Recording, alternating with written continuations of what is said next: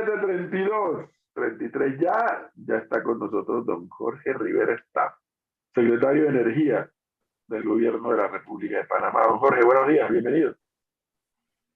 Hola Edwin, Flor, Gonzalo y a todos en cabina y por supuesto a los radioyentes, buenos días. Oígame, don Jorge, entonces, espérese, vamos a empezar por algo bueno.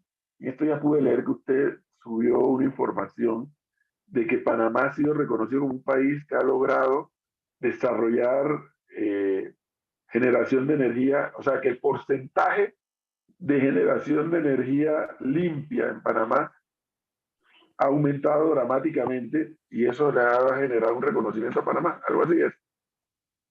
Sí, efectivamente, don Edwin, bueno, creo que es importante, ¿no?, generar esa difusión de esa información a nivel nacional para que vayamos generando un poco de contexto y perspectivas del proceso de transición energética, cómo va avanzando. Efectivamente, en el tercer trimestre de este año, en promedio, Panamá ha estado por encima del 95% de su generación eléctrica de fuentes renovables, fundamentalmente, por supuesto, la hidro, que tenemos mucha lluvia en estos tiempos, pero por supuesto también la eólica y la solar, que aunque estamos en época de invierno, están aportando también alrededor de un 5 o 6% de la generación eléctrica. Y bueno, y eso en cuanto al trimestre, pero si vemos, por ejemplo, el año pasado, todo el año del 2021, nuestra generación estuvo por encima del 81% de renovabilidad, lo que nos pone, según datos de la Organización Latinoamericana de Energía, como el país número 8 del mundo con la matriz energética más limpia. Entonces, pues se están dando pasos, por supuesto que hay muchos retos todavía por delante, pero es importante que los panameños conozcamos esta información y podemos pues seguir avanzando en consecuencia, no solamente a nivel de la ciudadanía, pero sino también de las empresas, ¿no?, de tener esa información a mano. Mire qué interesante, don Jorge. Pero aquí hay que decirlo, Flor, ¿no? El tema que nos atañe es un nuevo subsidio. Sí, pero ya que estamos en la parte de las cosas positivas, Gonzalo, que bueno, para muchos el subsidio es positivo, pero el señor Rivera Staff ahorita entiendo que está en la comarca porque se va a dar el cierre de un programa de formación de mujeres como instaladoras solares. Cuéntenos un poquito.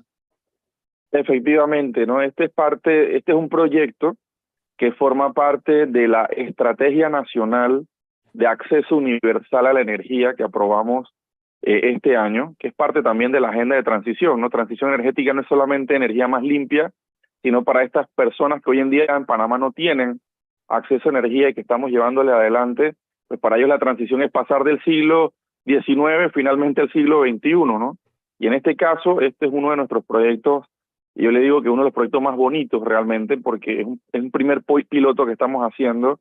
Durante 7 semanas se han estado capacitando 25 mujeres de la comarca Nove Buglé, de la etnia Nove Buglé, de las 3 regiones, y en el día de hoy, a las 10 de la mañana, debemos estar teniendo el acto ya de graduación de las mismas como instaladoras solares, ¿no? Y en ese caso las hemos denominado campeonas solares porque han estado ahí durante todo este tiempo, han estado internadas, por decirlo de alguna manera, durante todas estas 7 semanas recibiendo esa capacitación no solamente técnica, sino también han recibido capacitación en temas de microemprendimiento, de empoderamiento femenino. O sea, realmente estamos dándole un entorno, una formación de liderazgo comunitario, ¿no? De consolidar ese liderazgo comunitario y que se convierta entonces esa posibilidad en desarrollo para su familia, para sus comunidades, y la verdad es que los resultados han sido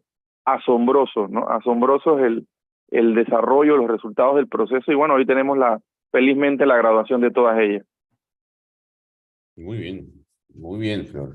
Noticias positivas, entonces. Ya. Y positivo también puede ser el tema del subsidio, don Jorge, para muchas personas.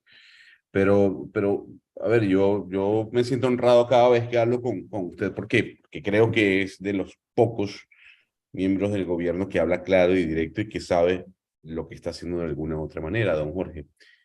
Y hay algo que a mí me llama la atención y es el tema del subsidio y cómo ese bolsillo del gobierno se va llenando de deudas y se sigue llenando de deudas.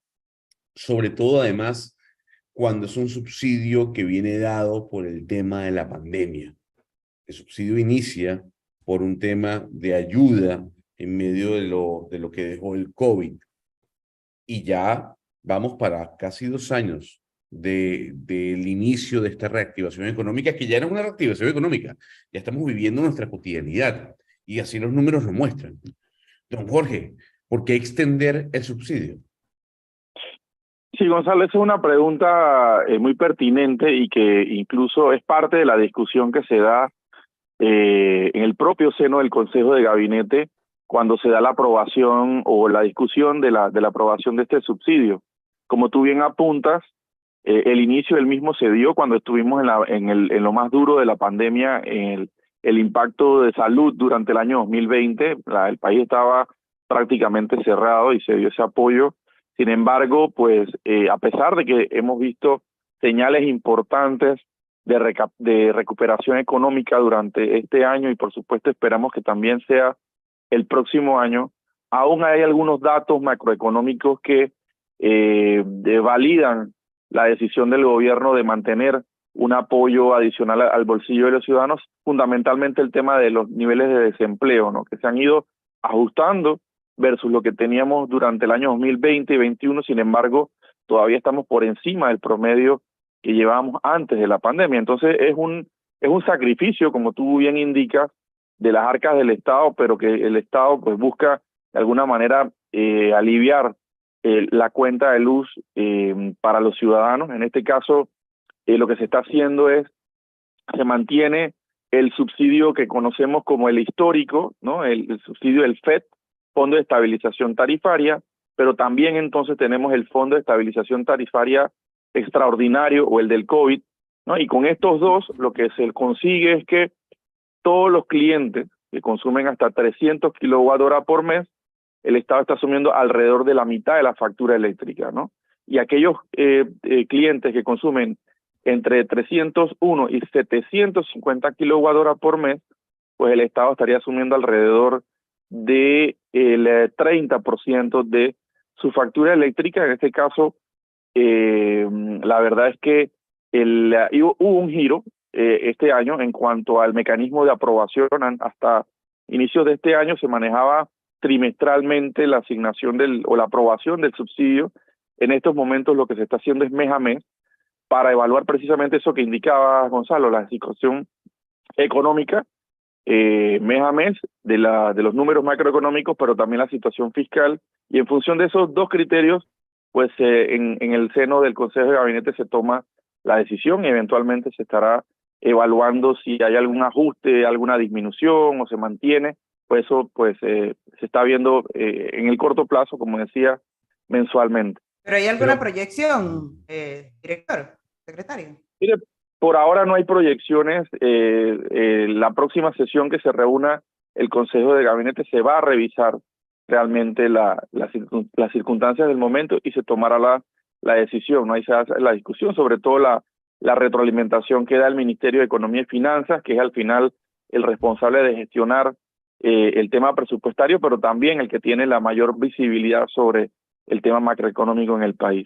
Don Jorge, yo sé que usted no es economista, pero entiendo que dentro del Consejo de Gabinete hay quienes opinan, hay quienes tienen sus puntos de vista, tienen su posición frente a temas, sobre todo económicos. Repito, sin ser economistas.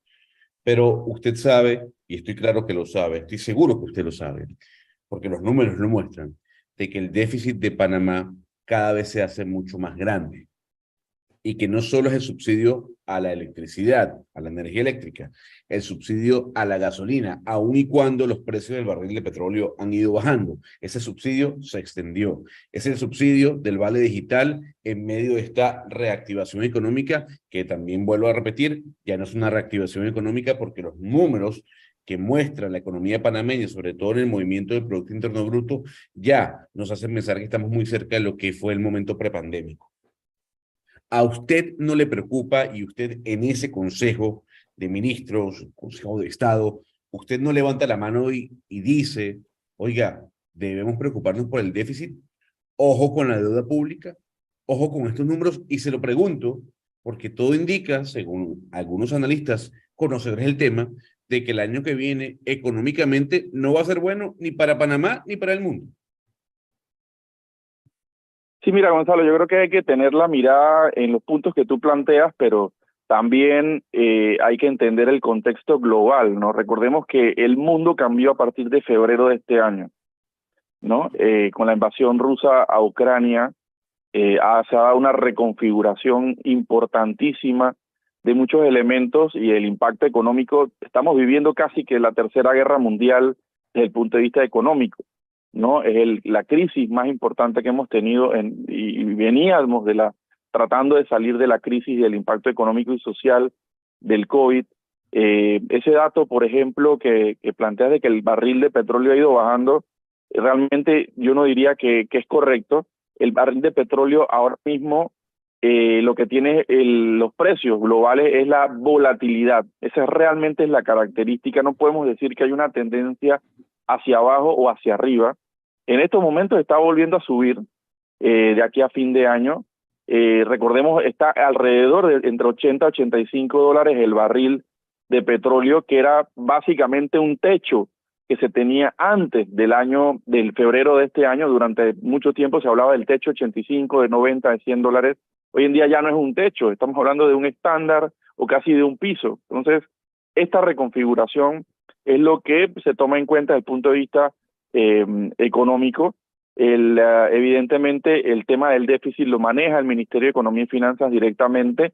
Ha habido un proceso de ajustes en términos relativos y absolutos en la proporción del déficit y de la deuda pública en función del Producto Interno Bruto. Entonces, esos son los elementos que se toman en ese momento para seguir tomando las decisiones. Entonces, sí, evidentemente una circunstancia muy compleja, pero al poner todos los elementos sobre la mesa es que se toman este tipo de decisiones, y esperemos, por supuesto, que sí. El próximo año va a tener muchos retos, pero para Panamá proyecta un proceso de mantenimiento de la recuperación económica. Así que confiamos en esa parte y bueno, ahí vamos dando evidentemente un monitoreo de corto plazo mensualmente a todos los indicadores para poder seguir tomando decisiones, ¿no?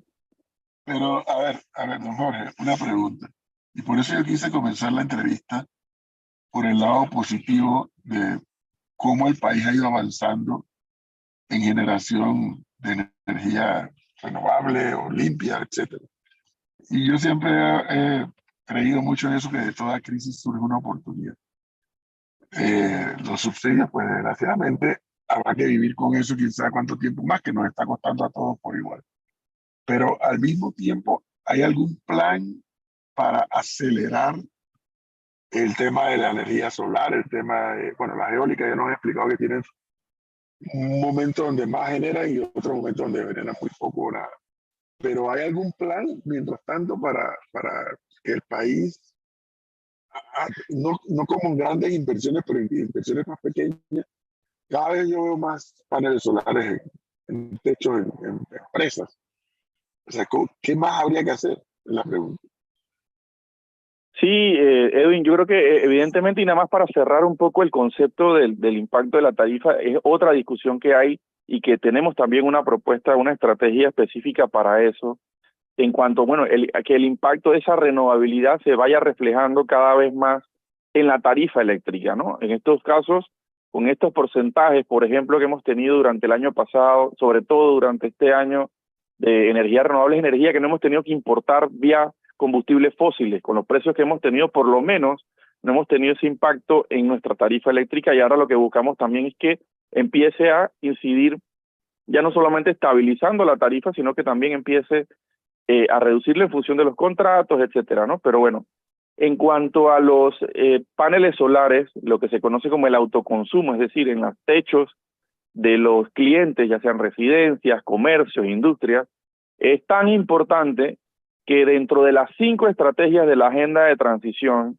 energética que estamos implementando, ya les comenté una, la de acceso, hay una específica para la generación distribuida, que es como se conoce técnicamente esta actividad. Y los datos son realmente muy alentadores. En este caso estamos impulsando hasta el mes de agosto de este año, en promedio estábamos creciendo 1 megawatt de capacidad instalada adicional por mes solamente en techos solares. En los últimos 2 meses estamos ya llegando a 2 megawatts por mes. Y ahí es importante pues resaltar que esta estrategia ya tiene definido 5 ejes estratégicos de trabajo, tiene 25 líneas de acción específicas con indicadores, con metas.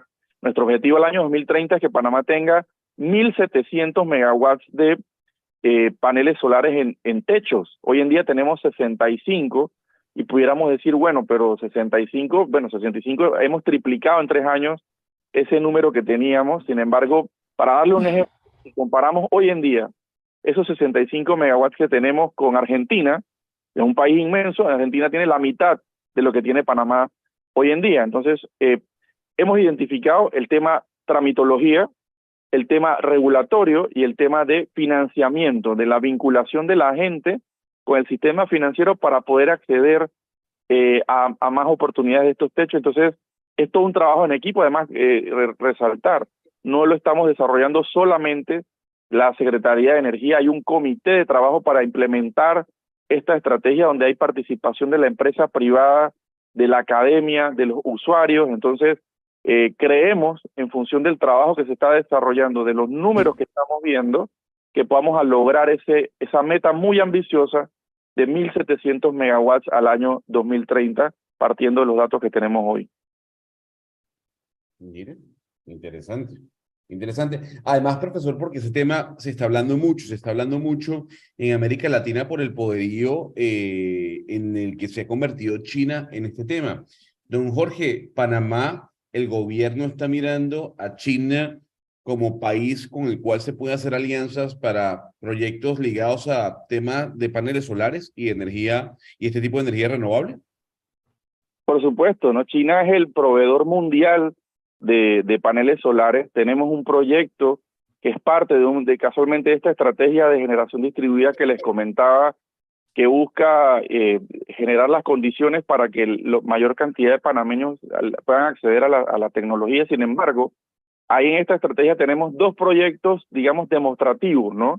Uno que tiene que ver con el Estado, que como Estado, ¿no? Como gobierno en general, podamos hacer una instalación masiva de paneles solares, tomando en cuenta el Ministerio de Educación, el Ministerio de Salud, otro tipo de entidades públicas, pero otro proyecto demostrativo que es importante, ahora que hablas de China, estamos con una cooperación a través de Cancillería con China para otro proyecto demostrativo que lo que busca es, y lo enlazo, mira, con el tema de los subsidios, es un proyecto de evaluar el sustituir, ¿verdad?, los subsidios que reciben los panameños cada mes, que consumen menos de 300 kilowatt-hora, por la instalación de paneles solares, ¿no? Para estas personas, le haces la instalación y entonces ya no tienes que estar otorgando el subsidio. Estamos haciendo un piloto, los números que hemos sacado en los análisis y los estudios han sido muy positivos. Hay que hacer el piloto para validar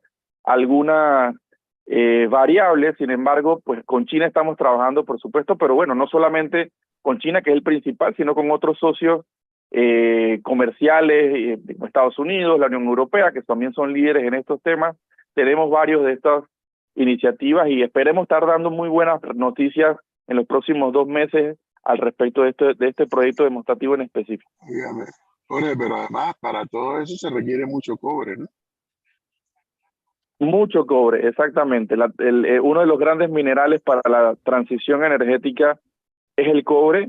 Esa también es una discusión, ¿eh? Que ahora que hablas de China y de los minerales y de los materiales para la transición energética, hay una alta concentración de la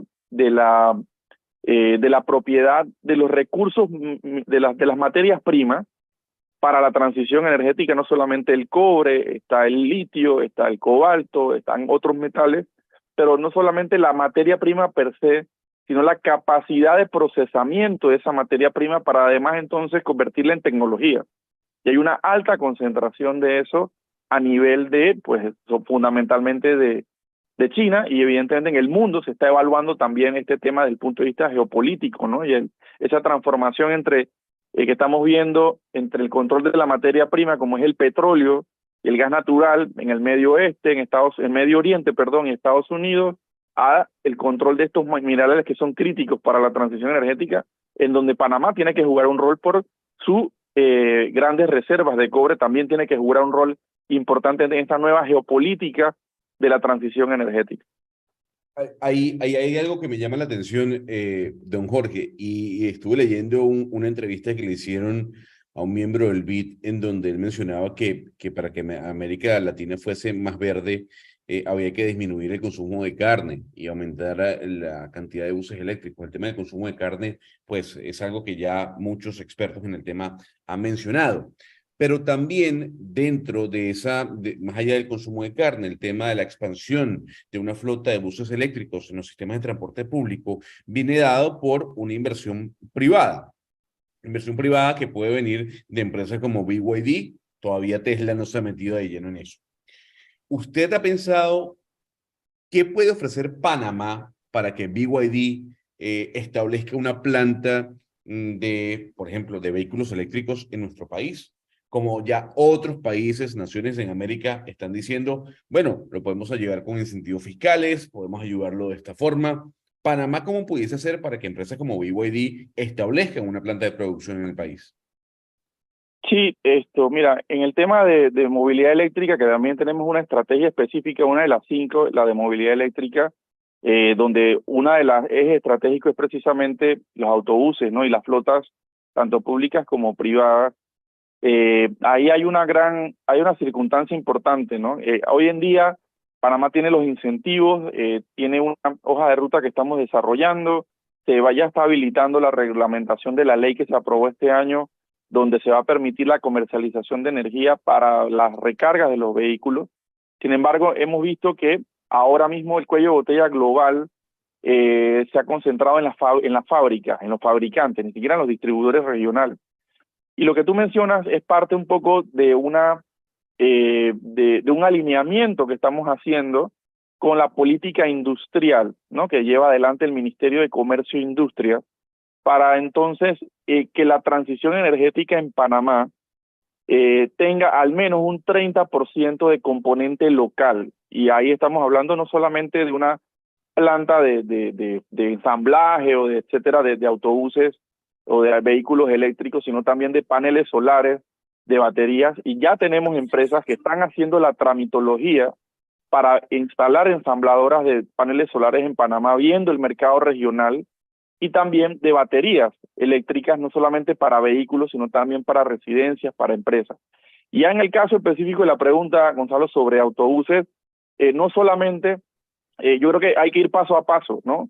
Para que un país de Centroamérica, ¿no? Panamá no sería la excepción, no tenemos tradición de ensamblaje ni siquiera de vehículos tradicionales de la combustión, hay que crear toda una serie de condiciones, y lo que en este caso nosotros estamos iniciando es con las baterías, ¿no? El tema del ensamblaje, etcétera, para generar ese know-how, mientras además tenemos un eje transversal de la agenda de transición que tiene que ver con la formación, la capacitación, la investigación y desarrollo, para que los panameños tengamos el conocimiento, tengamos las herramientas para poder entonces instalar este 30%, que es un objetivo nuestro, de componente local de la transición, que no sea solamente importado.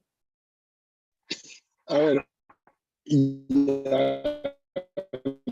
los minutos finales, don Jorge Rivera, la pregunta para mí sería, cuando ya nos aproximamos el próximo mes de julio al 4º año de la gestión del presidente Cortizo y el inicio del último año, la pregunta es, ¿cuál será el legado que considera Jorge Rivera está bajo la administración Cortizo en materia de energía?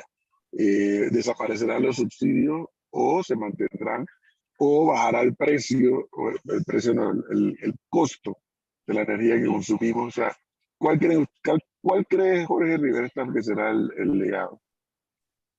Sí, mira, el legado que estamos dejando de parte del gobierno nacional y de la Secretaría de Energía y todo el equipo realmente entendiendo el impacto que hemos tenido de 2 años básicamente de pandemia que afectó toda la planificación, es de contar realmente con las bases, primero para cerrar la brecha de energía. Ese es el primer compromiso. Es inaceptable que todavía hoy en día en Panamá tengamos personas que no tienen acceso a energía eléctrica y que cocinan con leña. Esas son las bases y los recursos financieros para cerrar esa brecha que se calculan alrededor de 600 millones de dólares. Es garantizar antes de que termine el gobierno pues la ubicación y la gestión de esos recursos para cerrar esa brecha antes del año 2030.